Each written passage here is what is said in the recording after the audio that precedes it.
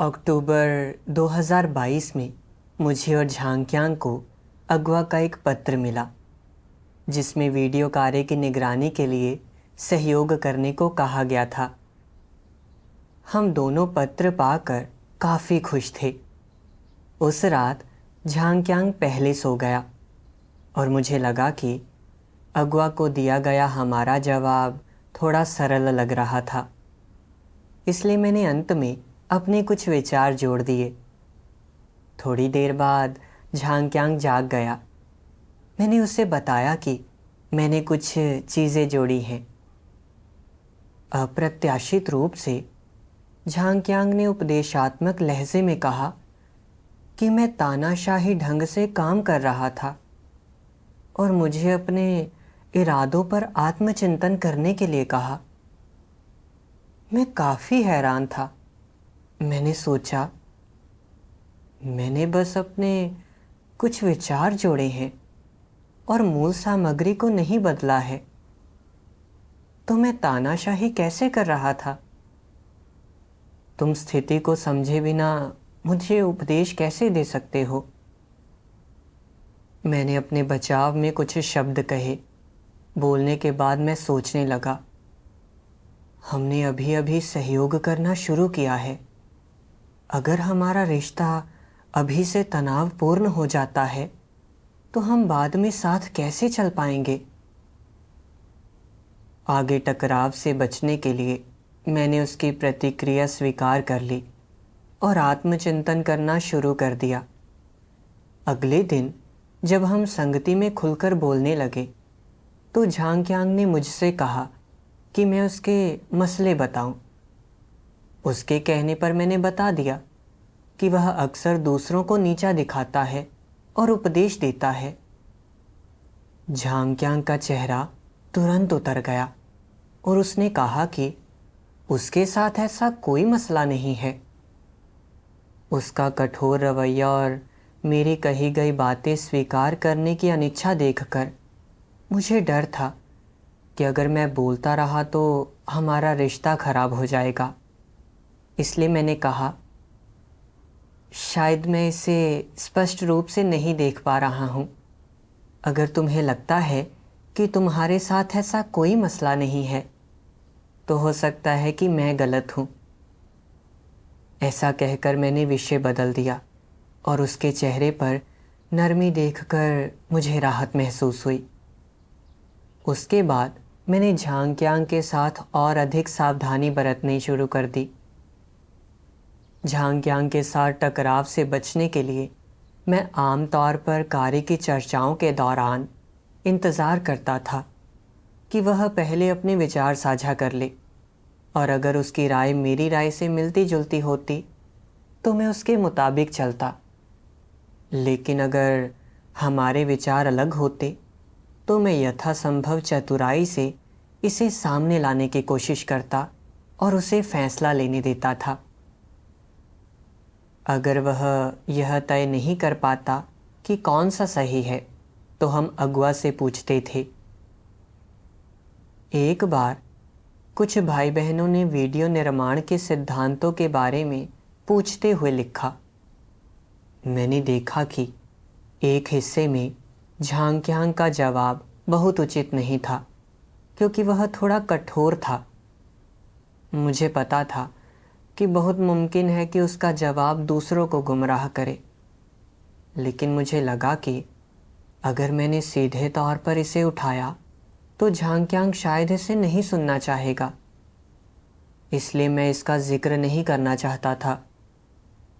लेकिन फिर मैंने सोचा कि कैसे परमेश्वर हमसे ईमानदार होने और कलीसिया के कार्य को बनाए रखने की अपेक्षा रखता है। इसलिए मैंने झांगक्यांग को इस मुद्दे के बारे में बताया, मगर झांगक्यांग ने मेरी बात नहीं मानी और यह कहने के लिए बहाने ढूंढे कि वही सही था। हालांकि उसे अंततः एहसास हुआ कि उसने जो लिखा था वह अनुचित था और मुझे उसे संपादित करने देने को मान गया।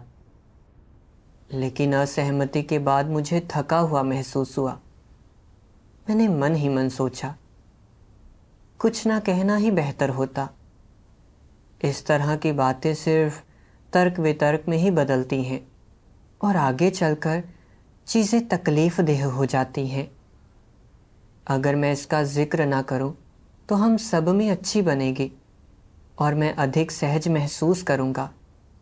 देर सवेर उसका स्वभाव उसे ही मुश्किल में डालेगा और नाकाम करेगा। बाद में उसकी कांट छांट के लिए मैं परमेश्वर को हालात बनाने दूंगा। मैं उसे नाराज़ करने के लिए अपनी गर्दन जोखिम में नहीं डालने वाला। कुछ समय बाद चूंकि भाई बहनों के बनाए गए वीडियो में अक्सर विचलन होते थे, तो मैंने सुझाव दिया कि हम मसलों का विश्लेषण करके एक साथ सिद्धांतों का अध्ययन करें। झांगख्यांग नाखुश था और उसने कहा, ये सिद्धांत पहले से ही एकदम स्पष्ट हैं। कोई भी उन्हें एक नज़र में समझ सकता है। हमें उनका अध्ययन करने की क्या ज़रूरत है? मैंने मन ही मन सोचा, पिछली गलतियां सिद्धांतों के प्रति हमारे लापरवाह रवैये की वजह से ही हुई थी। हमें लगा कि हम सिद्धांत समझ गए हैं, लेकिन वास्तव में हम उन्हें नहीं समझ पाए थे। अगर हम अभी भी उनका ठीक से अध्ययन ना करें तो क्या वह पहले जैसा ही नहीं रहेगा? ऐसे नहीं चलेगा। अगर हम इन सिद्धांतों का अध्ययन नहीं करते तो हम सिद्धांतों की समस्याएं खड़ी करते रहेंगे। इसलिए मैं झांगक्यांग के सामने यह बात रखना चाहता था, लेकिन शब्द होठों पर आते ही मैं यह सोचकर झिझक गया। झांगक्यांग की स्थिति स्पष्ट है, वह अध्ययन नहीं करना चाहता। अगर मैं इसे फिर से ना उठाऊं तो कम से कम हम चीज़ों में शांति बनाए रख सकते हैं। अगर मैं इस बारे में उसके साथ संगति करता हूं तो हम फिर से बहस करेंगे। यह सोचकर कि हर बहस के बाद मैं कितने दिनों तक असहज महसूस करता था, मुझे इसे फिर से उठाने की हिम्मत नहीं हुई। उसके बाद मैंने धीरे धीरे सिद्धांतों का अध्ययन करना छोड़ दिया। चूंकि भाई बहनों ने सिद्धांतों में उचित ढंग से प्रवेश नहीं किया, इसलिए मामूली सुधार के साथ वीडियोस निर्माण में विचलन जारी रहे। कुछ समय बाद अगुआ ने मुझे और दूसरे भाई बहनों को झांगक्यांग का मूल्यांकन लिखने के लिए कहा। जब उसने देखा कि झांगक्यांग लगातार दूसरों के साथ सहयोग नहीं कर पा रहा था और इससे उसके कर्तव्यों पर असर पड़ रहा था, तो अगुआ ने उसे बर्खास्त कर दिया। मैं काफ़ी खुश था, क्योंकि आखिरकार मुझे अब झांगक्यांग के साथ सहयोग करना नहीं पड़ेगा। लेकिन अगले दिन अगुआ ने एक पत्र भेजा जिसमें कहा गया था कि चूंकि हमारे वीडियो के इतने लंबे समय के कोई नतीजे नहीं आ रहे हैं, इसलिए हमारी टीम को भंग किया जा रहा है।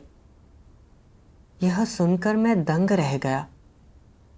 मैंने सोचा, मैंने इस कर्तव्य में अपना सब कुछ लगाया भी नहीं था और अब यह खत्म भी हो गया। पिछले कुछ महीनों से मैं झांगक्यांग के साथ बिना किसी सिद्धांत के सहयोग कर रहा था, खुशामदी की भूमिका निभा रहा था। इस हद तक संघर्ष से बचता था कि मैं शायद ही कभी अपनी राय जताता था। काम को अच्छी तरह से पूरा करने में अपना दिल और प्राण लगाना तो दूर की बात है। अब इसी कर्तव्य के लिए मेरी ज़रूरत नहीं थी और मेरे पास अपने अपराधों की भरपाई करने का कोई मौका नहीं था। घर लौटकर मैंने आत्मचिंतन किया। मैंने परमेश्वर के वचनों का एक अंश पढ़ा। सर्वशक्तिमान परमेश्वर कहता है, ज्यादातर लोग सत्य का अनुसरण और अभ्यास करना चाहते हैं, लेकिन अधिकतर समय उनके पास ऐसा करने का केवल संकल्प और इच्छा ही होती है। सत्य उनका जीवन नहीं बना है। इसके परिणाम स्वरूप जब लोगों का बुरी शक्तियों से वास्ता पड़ता है या ऐसे राक्षसी लोगों या बुरे लोगों से उनका सामना होता है जो बुरे कामों को अंजाम देते हैं, या जब ऐसे नकली अगुवाओं और मसीह विरोधियों से उनका सामना होता है जो अपना काम इस तरह से करते हैं जिससे सिद्धांतों का उल्लंघन होता है, इस तरह कलीसिया के कार्य में बाधा पड़ती है और परमेश्वर के चुने गए लोगों को हानि पहुंचती है। वे डटे रहने और खुलकर बोलने का साहस खो देते हैं। जब तुम्हारे अंदर कोई साहस नहीं होता, इसका क्या अर्थ है? क्या इसका अर्थ यह है कि तुम डरपोक हो या कुछ भी बोल पाने में अक्षम हो?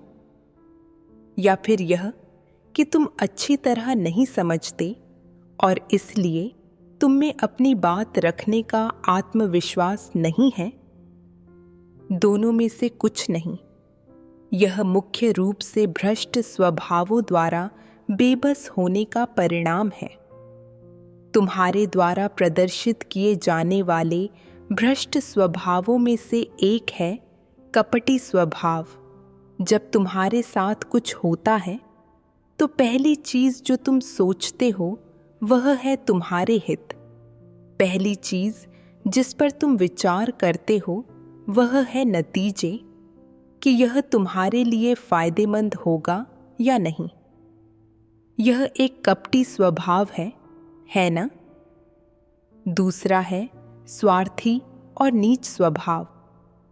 तुम सोचते हो परमेश्वर के घर के हितों के नुकसान से मेरा क्या लेना देना?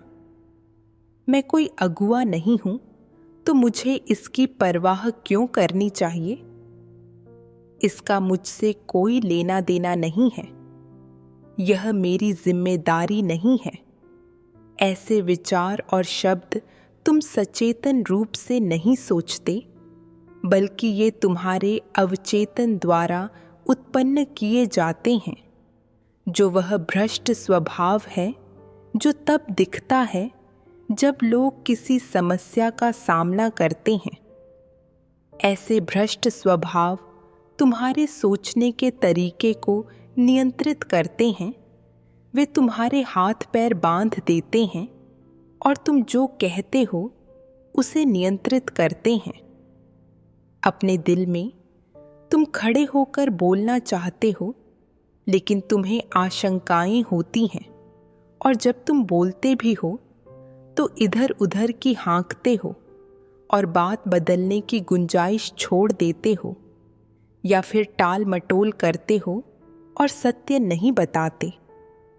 स्पष्टदर्शी लोग इसे देख सकते हैं।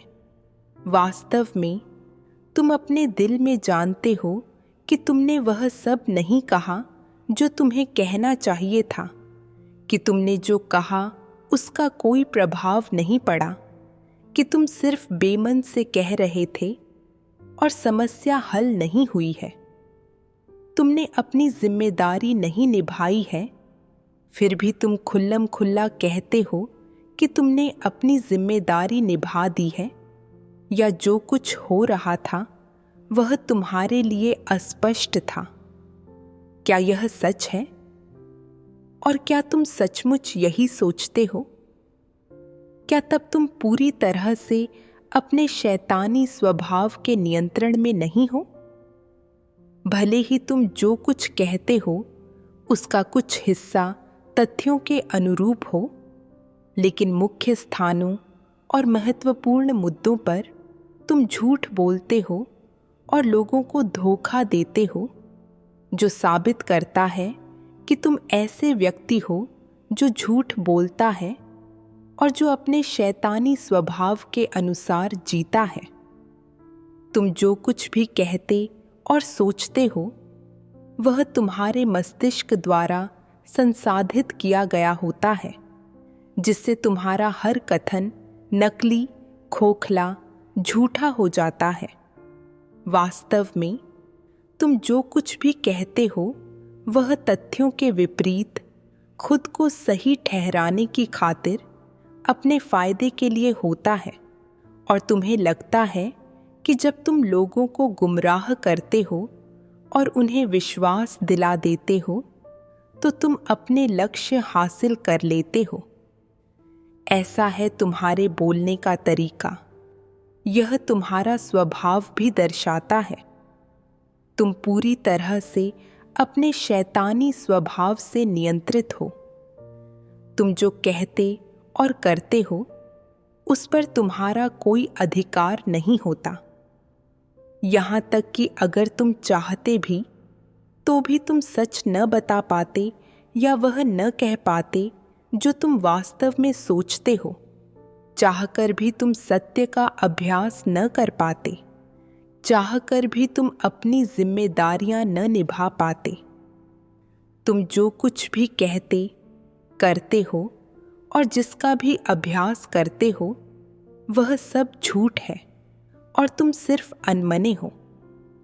तुम पूरी तरह से अपने शैतानी स्वभाव की बेड़ियों में जकड़े हुए और उससे नियंत्रित हो सकता है कि तुम सत्य स्वीकार कर उसका अभ्यास करना चाहो, लेकिन यह तुम पर निर्भर नहीं है।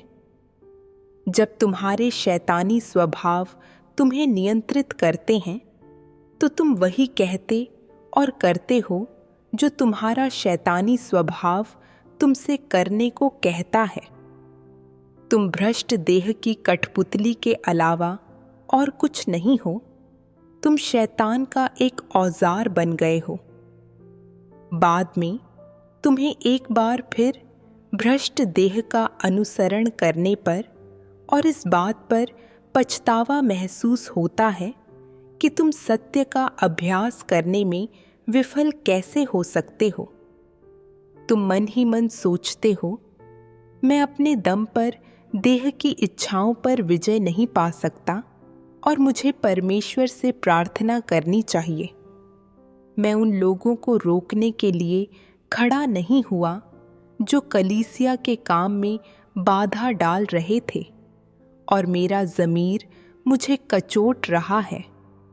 मैंने मन बना लिया है कि जब दोबारा ऐसा होगा तो मुझे उनका डटकर मुकाबला करना होगा और उनकी काट छांट करनी होगी जो अपने कर्तव्यों के निर्वाह में कुकर्म कर रहे हैं और कलीसिया के काम में बाधा डाल रहे हैं, ताकि वे अच्छा व्यवहार करें और लापरवाही से काम करना बंद कर दें। अंततः बोलने का साहस जुटाने के बाद जैसे ही दूसरा व्यक्ति क्रोधित होता है और मेज पर हाथ पटकता है, तुम डरकर पीछे हट जाते हो। क्या तुम प्रभारी बनने में सक्षम हो? दृढ़ संकल्प और इच्छा शक्ति किस काम की? दोनों ही बेकार हैं। तुम कभी सत्य नहीं खोजते, उसका अभ्यास करना तो दूर की बात है। तुम सिर्फ लगातार प्रार्थना कर रहे हो, संकल्प कर रहे हो, महत्वाकांक्षाएं तय कर रहे हो और अपने दिल में प्रतिज्ञा कर रहे हो। और नतीजा क्या होता है? तुम खुशामदी बने रहते हो। तुम अपने सामने आने वाली समस्याओं के बारे में स्पष्टवादी नहीं होते। तुम बुरे लोगों को देखकर उन पर ध्यान नहीं देते। जब कोई बुराई या गड़बड़ी करता है तो तुम प्रतिक्रिया नहीं देते, और अगर तुम व्यक्तिगत रूप से प्रभावित नहीं होते तो तुम अलग रहते हो। तुम सोचते हो, मैं ऐसी किसी चीज के बारे में बात नहीं करता जिसका मुझसे कोई सरोकार नहीं है। अगर वह मेरे हितों, मेरी शान या मेरी छवि को ठेस नहीं पहुंचाती तो मैं बिना किसी अपवाद के हर चीज की उपेक्षा करता हूं। मुझे बहुत सावधान रहना होगा, क्योंकि जो पक्षी अपनी गर्दन उठाता है गोली उसे ही लगती है।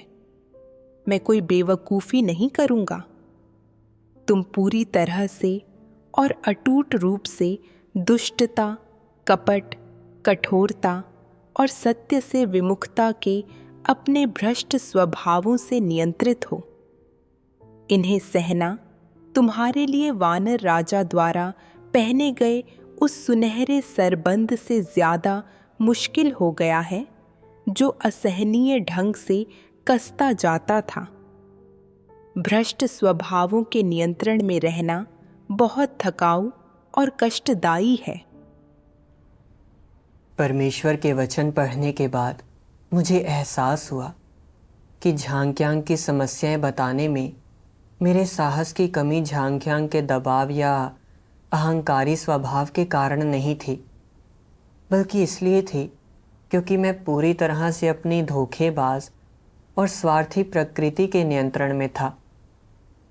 लगभग हर बार बोलने से पहले मैं विचार करता था कि कहीं मैं झांग्यांग को नाराज तो नहीं कर बैठूंगा, और क्या कोई ऐसी चीज़ तो नहीं है जो उसे नापसंद हो। भले ही वह कार्य के लिए फ़ायदेमंद हो तो भी मैं उसे नहीं कहता था। जब मैं पहली बार झांग्यांग के साथ काम करना शुरू करने के दिनों के बारे में सोचता हूँ तो मैंने देखा कि उसके साथ तालमेल बिठाना मुश्किल था। तो मैंने तुरंत अपने लिए एक सिद्धांत बना लिया, टकरावों से बचो, उसके मुद्दे ना छुओ और अच्छे संबंध बनाए रखो।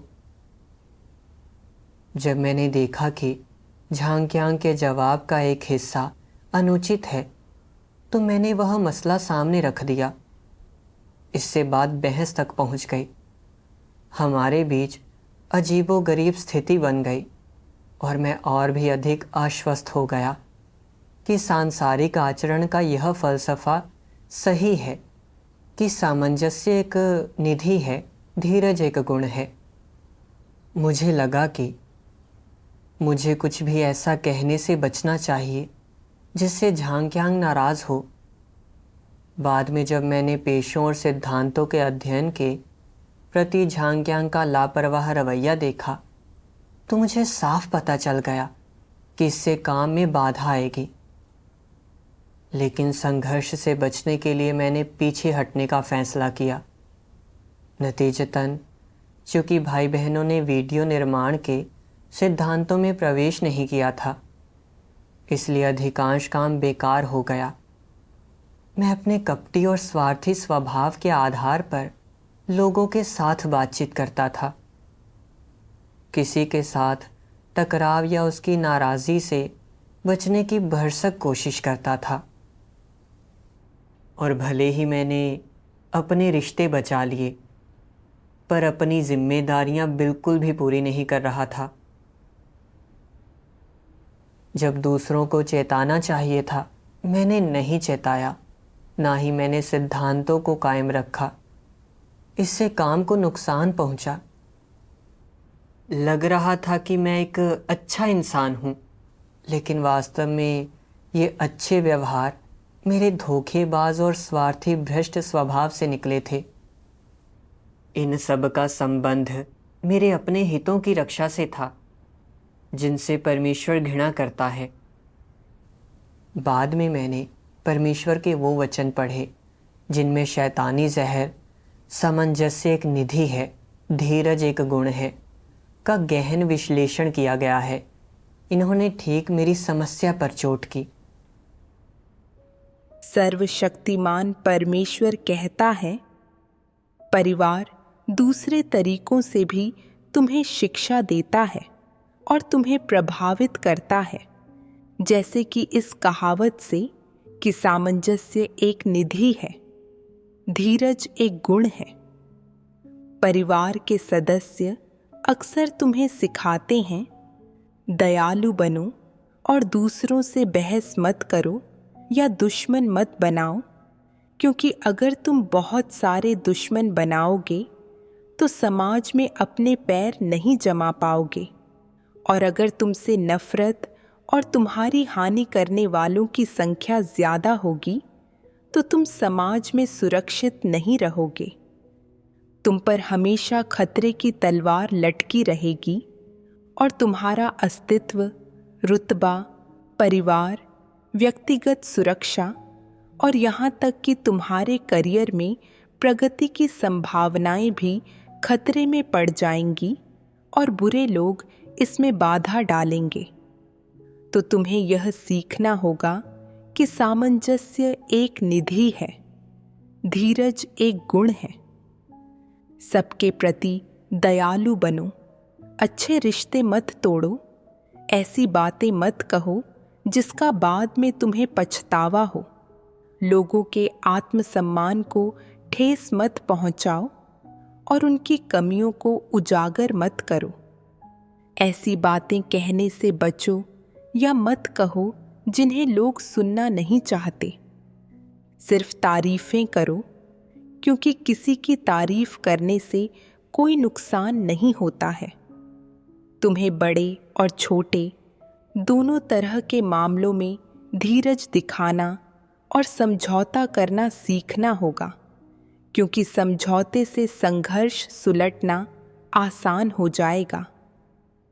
जरा सोचो, तुम्हारा परिवार एक बार में तुम्हारे मन में 2 विचार और दृष्टिकोण डालता है।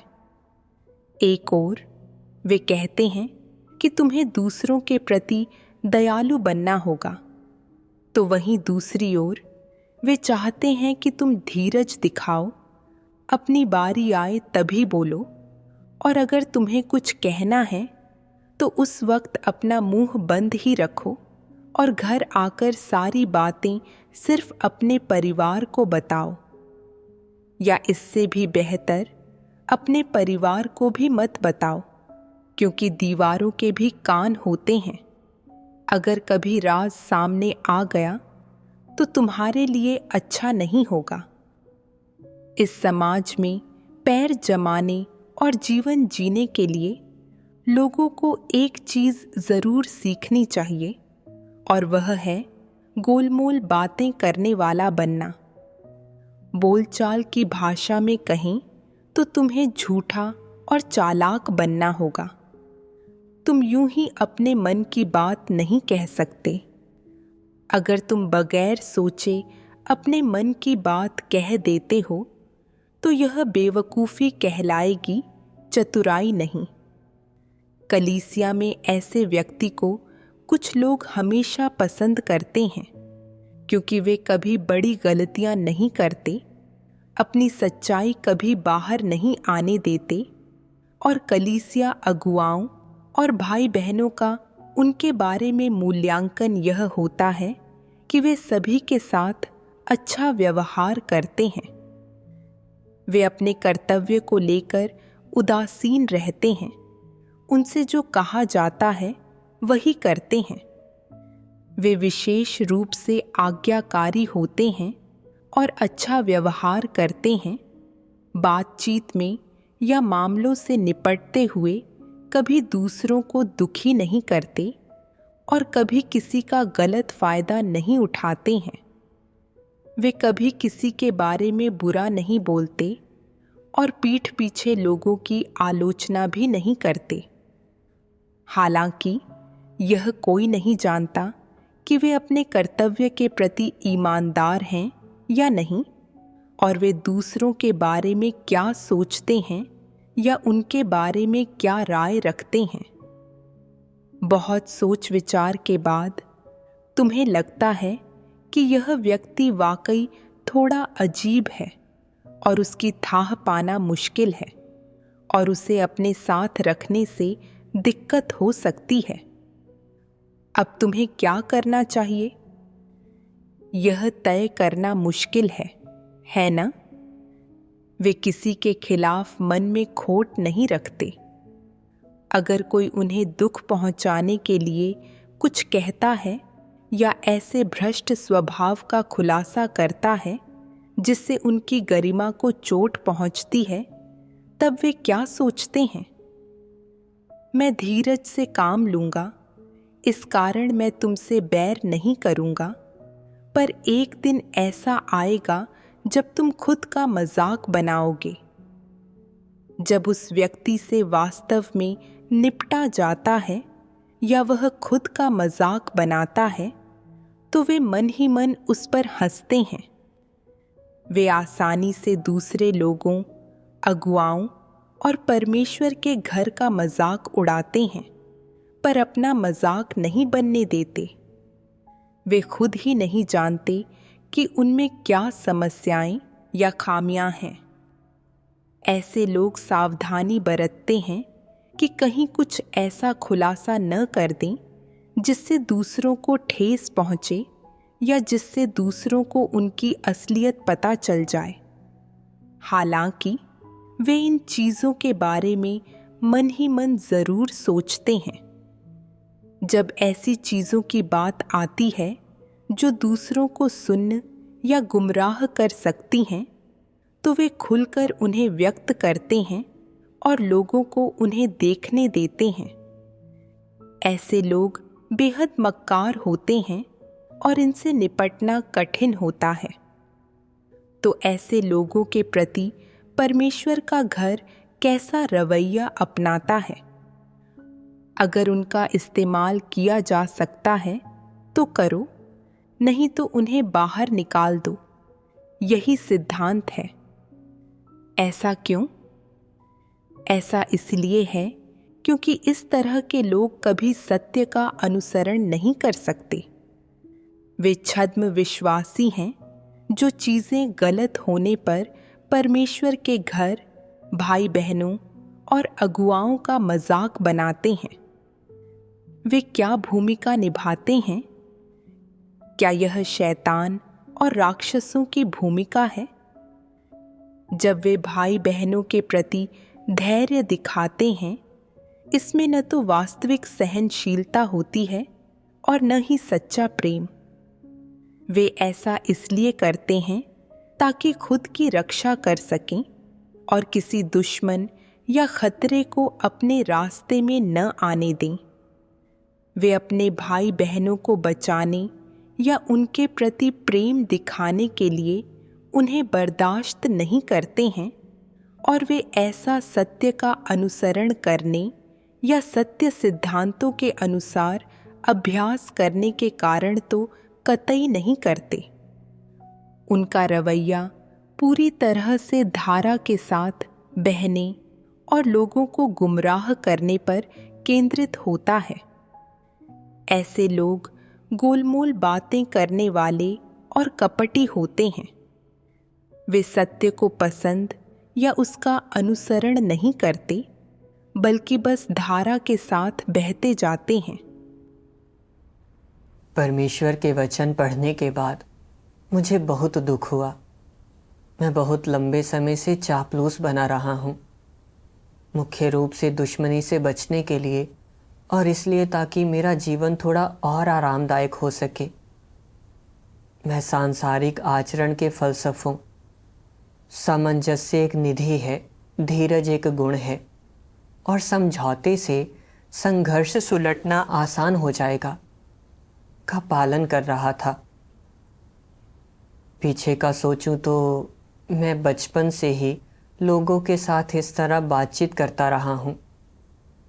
जब अनुचित हालात से सामना होता था, जैसे जब सहपाठी मेरी चीज़ें चुरा लेते या पैसे उधार लेकर वापस नहीं करते, तो मैं उनसे तर्क वितर्क करने की कोशिश करता।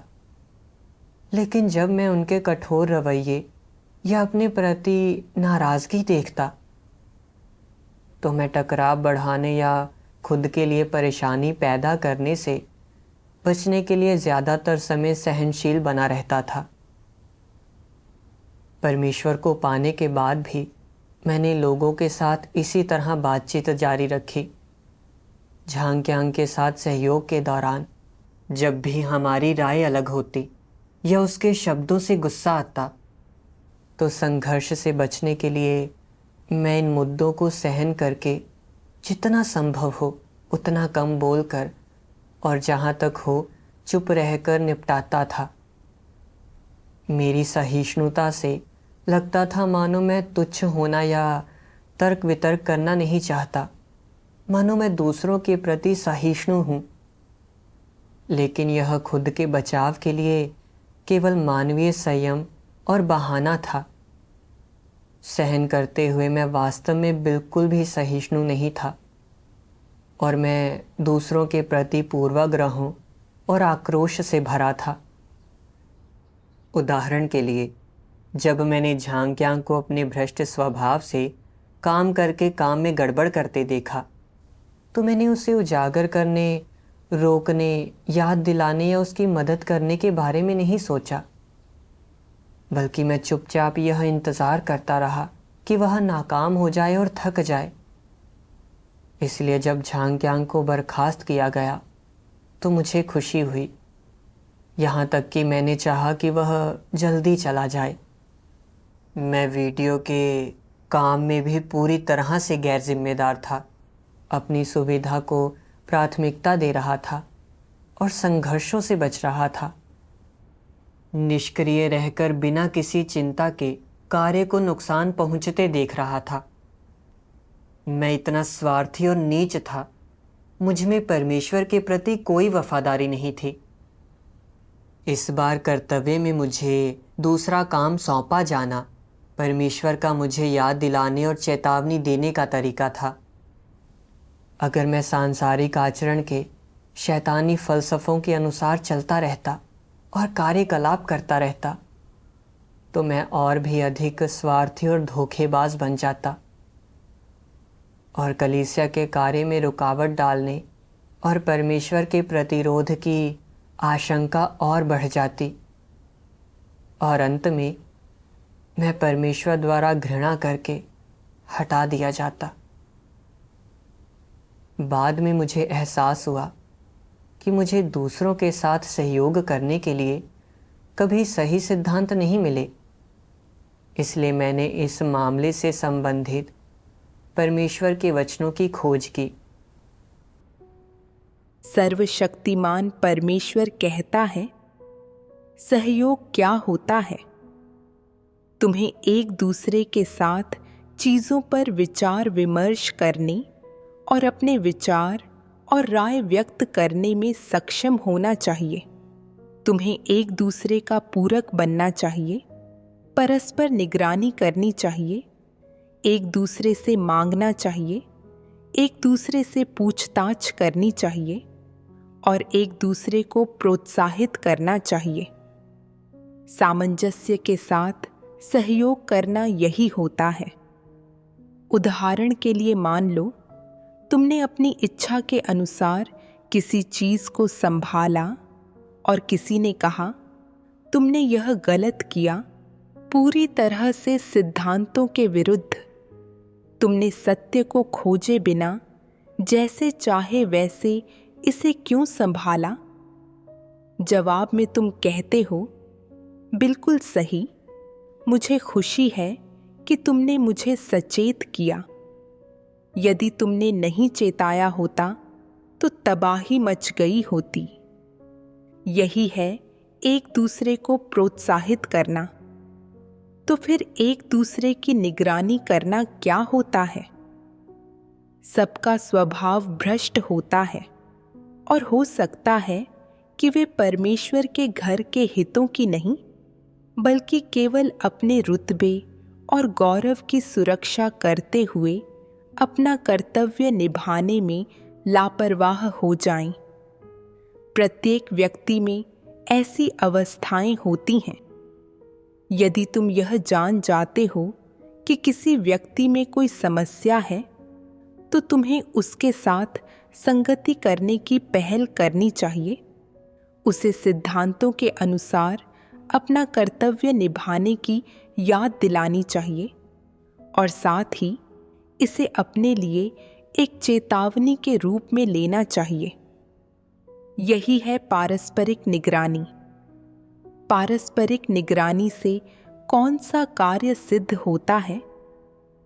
इसका उद्देश्य परमेश्वर के घर के हितों की रक्षा करना होता है और साथ ही लोगों को गलत मार्ग पर कदम रखने से रोकना होता है। परमेश्वर के वचन पढ़ने के बाद मैं समझ गया कि सच्चा सामंजस्यपूर्ण सहयोग सहिष्णुता के माध्यम से नहीं, बल्कि सत्य का अभ्यास करने से स्थापित होता है। और यह भाई बहनों के बीच आपसी सहिष्णुता, मदद, अनुस्मारक और पर्यवेक्षण के माध्यम से निर्मित होता है। जब हम भाई बहनों में छोटी मोटी गलतियां या कमियां देखते हैं तो हमें उनकी कमियों के प्रति सहनशील होना चाहिए। लेकिन अगर हम उन्हें सिद्धांतों के विरुद्ध काम करते देखते हैं जो कलीसिया के कार्य में रुकावट या बाधा डालता है, तो हमें तुरंत उन्हें याद दिलाना और रोकना चाहिए। और हमें इसे आसानी से सहन नहीं करना चाहिए।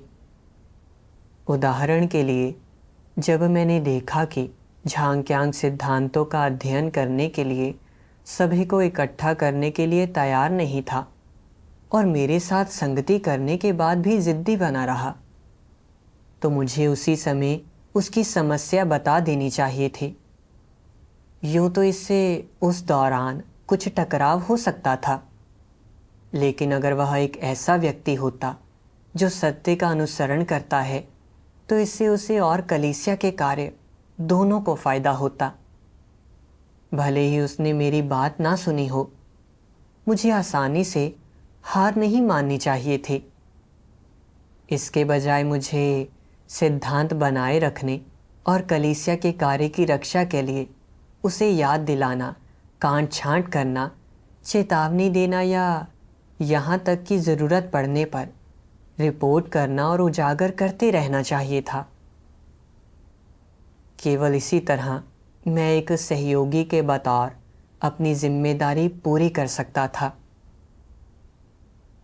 पहले मैं नाकाम रहा क्योंकि मैं सतही सामंजस्य कायम रखने के लिए सहनशीलता का सहारा लेता था और अपने सहयोगी को खबरदार करने या उसकी निगरानी करने या समस्याओं की रिपोर्ट करने की अपनी जिम्मेदारी पूरी नहीं करता था।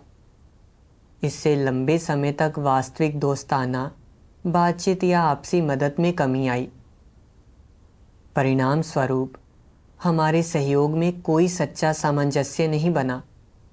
अगर मैंने आपसी सहयोग के दौरान देखी गई समस्याओं को चर्चा और परामर्श के लिए सामने रखा होता और वह किया होता जो भाई बहनों और कलीसिया के कार्य दोनों के लिए फ़ायदेमंद होता, तो वीडियो के काम को इतना बड़ा नुकसान नहीं होता और मैं अपनी जिम्मेदारियां पूरी कर पाता।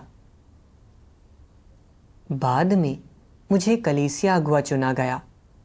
मैंने देखा कि मैं और मेरे सहकर्मी जीवन प्रवेश पर ध्यान केंद्रित किए बिना कार्य करने के लिए अलग थलग दशा में जी रहे हैं और हम शायद ही कभी काम के बारे में संवाद करते थे।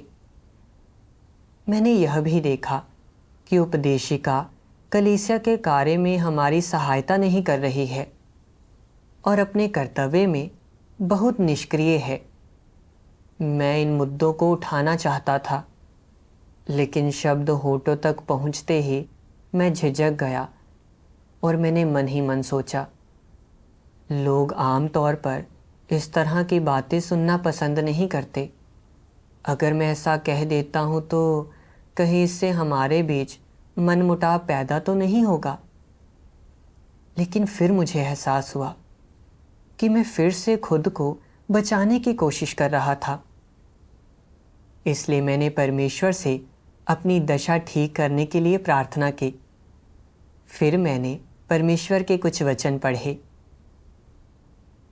सर्वशक्तिमान परमेश्वर कहता है, सही और गलत के प्रमुख मुद्दों और परमेश्वर के घर के हितों पर असर डालने वाले मामलों का सामना होने पर अगर ऐसे लोग कुछ सही फैसले करके परमेश्वर के घर के हितों को बनाए रखने, अपने अपराधों को कम करने और परमेश्वर के समक्ष अपने कुकर्मों को कम करने के लिए सांसारिक आचरण के उन फलसफों को त्याग दें जो उनके दिलों में बसे हैं, जैसे कि सामंजस्य एक निधि है, धीरज एक गुण है, तो इससे उन्हें क्या फ़ायदा होगा?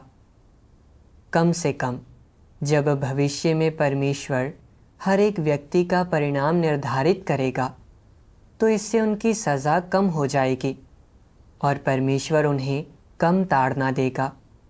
इस तरह अभ्यास करने से ऐसे लोगों के पास खोने के लिए कुछ नहीं होगा, पर पाने के लिए सब कुछ होगा, है ना?